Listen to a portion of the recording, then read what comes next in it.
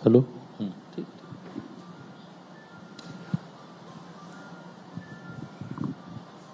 मित्रों, आप सबका बहुत बहुत आभार, धन्यवाद। टाइम्स नाउ नवभारत की इस मुहिम में साक्षी बनने के लिए, हमारे साथ जुड़ने के लिए, हमारे इस मंच के इस कार्यक्रम के लिए अपना सानिध्य देने के लिए जोरदार तालियों से स्वागत करिए प्रदेश के उप मुख्यमंत्री केशव प्रसाद मौर्य जी का। प्रदेश के सबसे बड़े नेताओं में गिनती होती है। केशव जी, बहुत बहुत धन्यवाद। आपका भी धन्यवाद सुमित जी। आप इस समय लखनऊ प्रदेश की राजधानी में हैं और हम भी आपका स्वागत करते हैं। हम तो आपके प्रदेश में रहते हैं, नोएडा वासी हम लोग लेकिन बहुत बहुत धन्यवाद आपके इस। अब नोएडा से लखनऊ दूर नहीं, इसलिए गंगा एक्सप्रेस वे है। और गंगा एक्सप्रेस वे है तो सफर बड़ा आसान हो गया है, रास्ता बहुत आसानी से कट जा रहा है। निश्चित तौर से जो एक्सप्रेस वे बना है उसके कारण से कई हमारे साथी, अभी मैं तो पूरी गंगा एक्सप्रेस वे को नहीं नापा हूं, लेकिन कई साथी जो इस एक्सप्रेस वे से अभी आकर के जा कर के देख रहे हैं, उनका कई घंटे समय बच रहा है। और यह एक्सप्रेस वे, अगर मैं कहूं कि हमारे प्रदेश के विकास की दृष्टि से जो रीढ़ की हड्डी होती है जिसे कहते हैं, तो ये वही है। और इनफैक्ट बीते 10 सालों में, ये आपका 9वां साल पूरा हो गया है, 10वें साल की ओर अग्रसर है हम लोग। और जिस तरीके के चुनाव परिणाम भारतीय जनता पार्टी के लिए अभी आए, पश्चिम बंगाल में इतनी शानदार जीत आपकी पार्टी को मिली, ये पूछना मेरे लिए शायद छोटा होगा कि भाई क्या तैयारी है आपकी यूपी को लेके, लेकिन मैं जानना चाह रहा हूं कि सबसे बड़ी ऐसी चीज जो इन 9 सालों में अभी भी रह गई है, जो आप करना चाहेंगे इस 10वें साल में।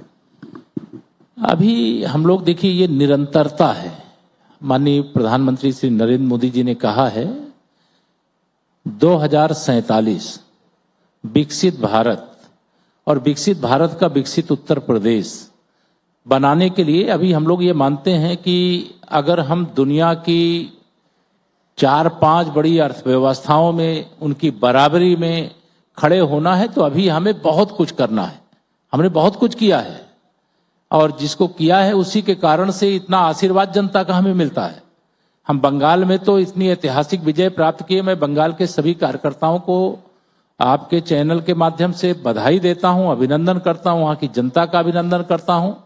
लेकिन हम तीसरी बार असम में भी सरकार बना करके आ रहे हैं। अभी शपथ दिला करके 12 मई को वहां शपथ ग्रहण थी, वहां से आ रहे हैं।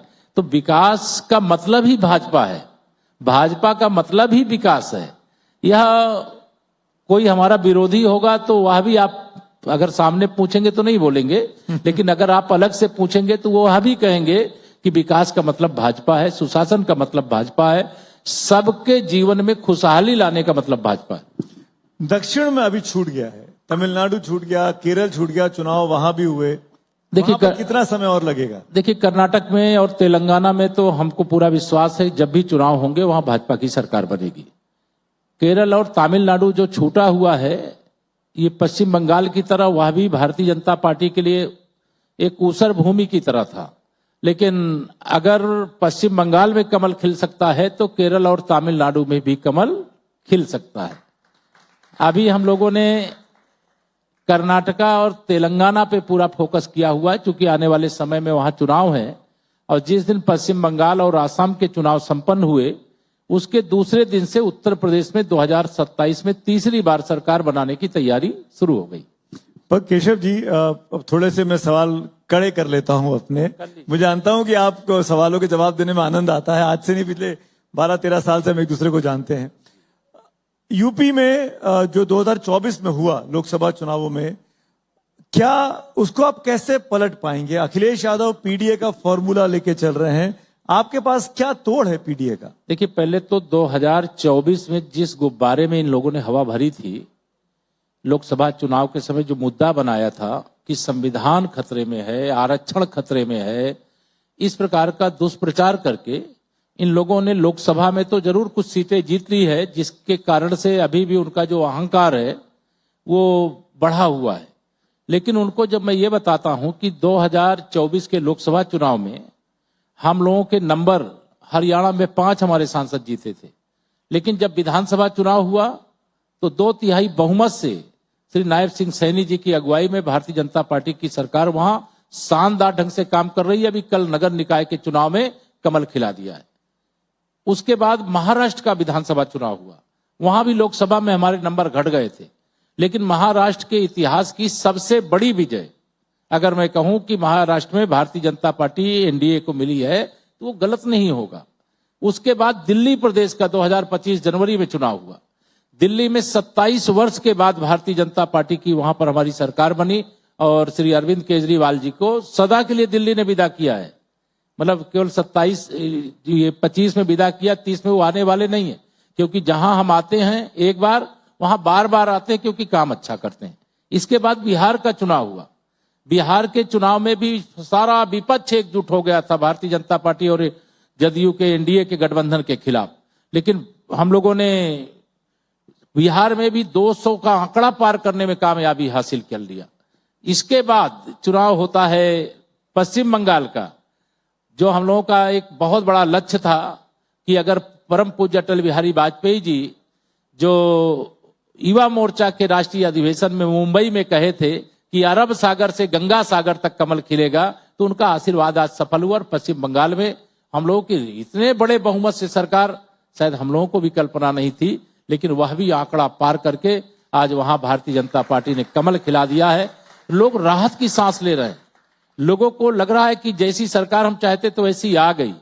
और तीसरी बार तो हरियाणा में भी हम आए हैं, तीसरी बार हम महाराष्ट्र में भी आए हैं, बीच का गैप छोड़ते हैं, अन्यथा उसके पहले भाजपा शिवसेना गठबंधन कई बार सरकार में रहा है। तीसरी बार हम आसाम में भी सरकार में आए हैं, तो तीसरी बार तो उत्तर प्रदेश में आना सुनिश्चित है। और श्री अखिलेश यादव जी का जो पीडीए है वो फर्जी है, उस पीडीए में कोई सच्चाई नहीं है। उनका पीडीए परिवार डेवलपमेंट एजेंसी से बढ़कर के कुछ नहीं है, मतलब इतना ही है। यह केवल पीडीए की बात करते हैं, लेकिन जब मैं पूछता हूं श्री अखिलेश यादव जी कृपा करके ये बताइए 2012 से 2017 तक आप उत्तर प्रदेश के मुख्यमंत्री थे, समाजवादी पार्टी के भी मुखिया थे, तब आपको पीडीए की याद नहीं आई, पिछड़ों की याद नहीं आई, दलितों की याद नहीं आई। आप बाबा साहब डॉक्टर भीमराव अंबेडकर के नाम से बने हुए मेडिकल कॉलेज का नाम बदल दिए। बाबा साहब को आपके मंच से मोहम्मद आजम खां भूमाफिया बोले और आपने उनको रोकने का भी साहस नहीं किया। आपके जो अत्याचारों की फहरिस्त है वह पूरी रखी हुई है, हम इन लोगों को चुनाव के समय इनको देंगे। और जहां के ये रहने वाले हैं इटावा, उस पूरे बेल्ट में जो ब्रज क्षेत्र हमारा संगठनात्मक कहलाता है, वहां आज भी जो इनके गुंडे हैं, अपराधी हैं, माफिया हैं, दंगाई हैं, भ्रष्टाचारी हैं, आज भी अत्याचार करते हैं। आपकी सरकार में भी उनकी कार्रवाई होती है। आज भी सरकार में अत्याचार कर पा रहे हैं। हमारी सरकार में अत्याचारी जो होता है वो अत्याचारी होता है। आज अपराध करते हैं तो उनके खिलाफ कार्रवाई भी होती है, लेकिन उनका आपराधिक जो इतिहास है, जो मानसिकता है, उससे वो बदले नहीं है। हमारी सरकार में ऐसा नहीं, हम नहीं कहते कि अपराध शून्य उत्तर प्रदेश हो गया है, लेकिन अगर उत्तर प्रदेश में आदरणीय योगी आदित्यनाथ जी के नेतृत्व में जो हमारी सरकार चल रही है, इस समय कोई अपराध करेगा तो उसे पता है कि उसे कठोर से कठोर कानूनी कार्रवाई का सामना करना पड़ेगा।